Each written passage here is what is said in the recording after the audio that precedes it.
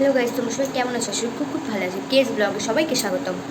আমি এই জাস্ট ঘুম থেকে উঠলাম, আর এত গরম, যা বিশ্রী গরম পড়েছে, ভালো থাকার কারণে দেখতে পাচ্ছি আমি ঘেমে ঝোল হয়ে যাচ্ছি। আর তোমরা সবাই কেমন আছো এত গরমে সবাই জানিও।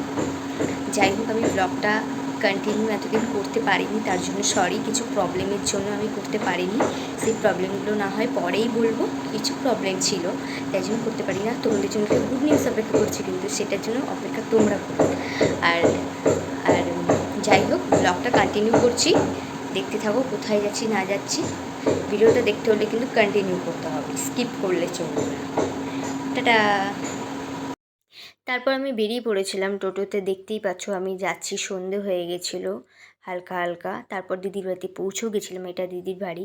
আর মানে চা ফা খেয়ে কোল্ড ড্রিঙ্ক ফোল্ড ড্রিঙ্ক খাওয়া হয়ে গেছিলো আমাদের, সব কিছু খাওয়া হয়ে গিয়ে আমি তারপরে ক্লিপটা নিচ্ছি, তার আগে আমি ক্লিপ নিতে পারিনি।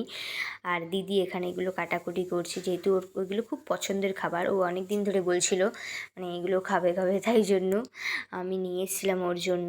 আর তোমার দাদাভাই এখানে ছোলা ভাজি, যেহেতু টিফিন করবে বলে, এটা পরের দিন সকালের ক্লিপ, শুক্তো হচ্ছিল। মানে আমি খেতে খুব পছন্দ করি শুক্তো, সেই কারণের জন্য মানে দিদির শাশুড়ি শুক্তো করছে। আর দেখতে পাচ্ছ দিদি এখানে মাছ রান্না করছে, শুক্তোটা খুব টেস্টি ছিল। তারপর দিদি এখানে মাছটা খুলে দেখাচ্ছে, যেহেতু মানে কালারটা জাস্ট ওয়াও ছিল, খেতেও খুব সুন্দর ছিল। দেখো মাছের পিসগুলো দেখে নাও, আর কালারটাও দেখে নাও, জাস্ট ওয়াও ছিল। তারপর আমি বেরিয়ে পড়েছিলাম আমাদের বাড়ির উদ্দেশ্যে। আর কিছু ক্লিপগুলো নেওয়া হয়নি, যেহেতু ওখানে কারেন্ট ছিল না, ফোনেও চার্জ ছিল না। আজকের ভিডিওটা এত অবধি, ভালো লাগলে লাইক কমেন্ট শেয়ার অবশ্যই করো।